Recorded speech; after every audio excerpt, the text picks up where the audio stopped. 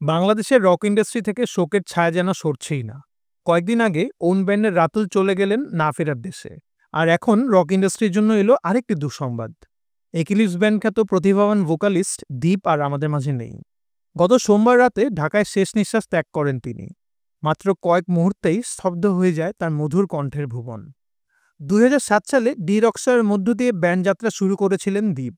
ভিন্নধর্মী কণ্ঠ আর প্রাণবন্ত পরিবেশনা তাকে আলাদা পরিচিতি দেয়। ব্যান্ড মিউজিক থেকে আধুনিক সব জায়গাতেই তার গান তরুণদের মনে জাগিয়েছিল আবেগ। যদিও সাম্প্রতিক সময়ে আলোচনা ছিলেন না বহুদিন ধরে, কিন্তু ভক্তদের হৃদয়ে তিনি বেঁচেছিলেন তার বহুল জনপ্রিয় গান বসে আছি গান দিয়ে, যা জি সিরিজের মিউজিক ইউটিউব চ্যানেলে রিলিজ পায়। দীপের আকস্মিক মৃত্যুতে শোক প্রকাশ করেছে তার সহশিল্পীরা। তাদের মতে দীপ ছিলেন সুরের মানুষ, ছিলেন অসাধারণ প্রাণশক্তির অধিকারী। তার আকস্মিক মৃত্যুতে ব্যান্ড সঙ্গীত হারালো এক মূল্যবান কণ্ঠস্বর। দীপের আকস্মিক মৃত্যুতে শোক প্রকাশ করেছেন তার ব্যান্ডের সহশিল্পীরা। তাদের মতে দীপ ছিলেন সুরের মানুষ, ছিলেন অসাধারণ প্রাণশক্তির অধিকারী। তার আকস্মিক মৃত্যুতে ব্যান্ড সঙ্গীত হারালো এক মূল্যবান কণ্ঠস্বর। দীপ, তুমি চলে গেলে, কিন্তু তোমার গান রয়ে গেল আমাদের হৃদয়ে। শান্তিতে ঘুমাও দীপ, ভক্তরা তোমায় কোনোদিন ভুলবে না।